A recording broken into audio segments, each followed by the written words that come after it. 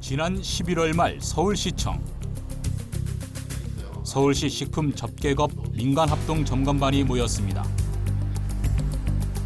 모임이 잦아지는 연말을 앞두고 호텔 내 음식점과 대형 음식점 등을 대상으로 불시 위생 점검에 나선 것입니다.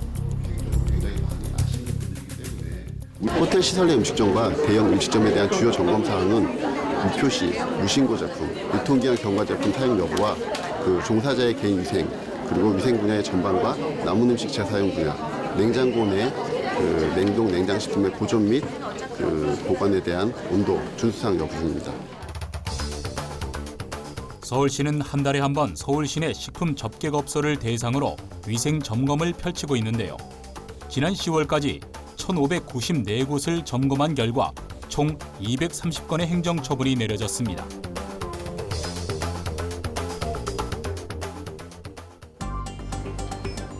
이번 점검 대상은 25개 자치구에 분포해 있는 호텔 내 음식점과 대형 음식점 250곳인데요.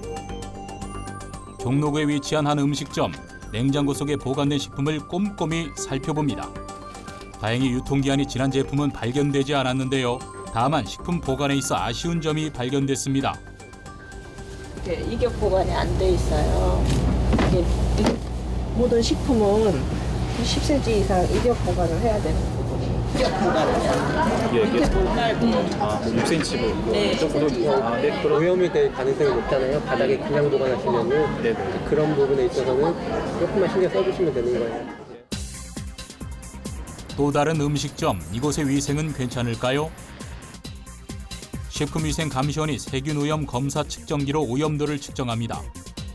조리 종사자의 손은 물론 조리에 사용되는 칼과 도마의 세균 오염도가 기준치를 넘어서는 안 되는데요.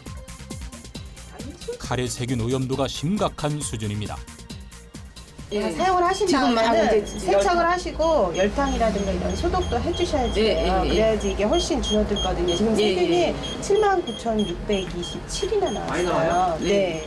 대체적으로 우리가 식중독 그러면 세균성 식중독만 있다고 생각을 해서 여름철에 식중독이 중요하고 겨울철에는 덜 중요하다 이렇게 생각하는데 그렇지가 않고요. 최근에는 세균성 식중독보다 노로바이러스라고 하는 식중독이 더 기승을 부리기 때문에 겨울철에도 식품을 보관하는 온도를 철두철미하게 지키지 않으면은 식중독이 발생될 수가 있습니다.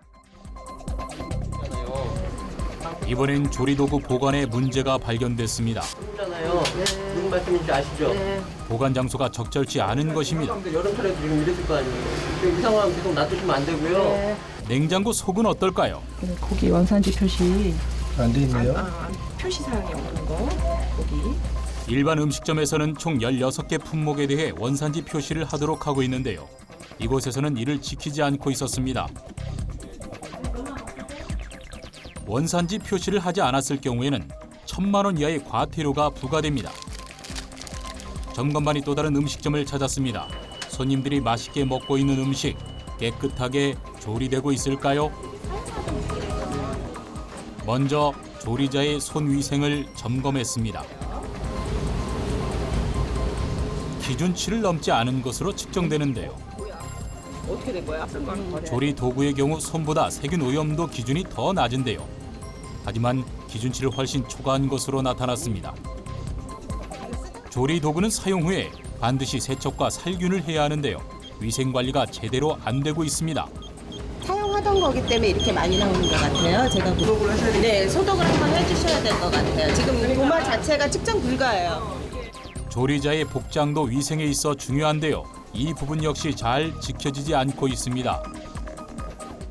위생모나 그 마스크 같은 경우는 조리자들이 조리장 안에서 그 음식을 다루고 취급을 하는 상태에서 뭐 이야기를 한다든가 아니면 많이 활동적으로 돌아다닐 수 있기 때문에 뭐 음식에 뭐 머리카락이 그러니까 떨어진다든가 아니면 손님들이 말을 하다 보면은 침 같은 이물이 들어갈 수도 있기 때문에 항상 그 조리장 내에서는 위생모랑 마스크를 착용하시고 근무하시는 게 식품의약품안전처에 따르면 12월부터 2월 사이 노로바이러스에 의한 식중독이 집중된다고 합니다.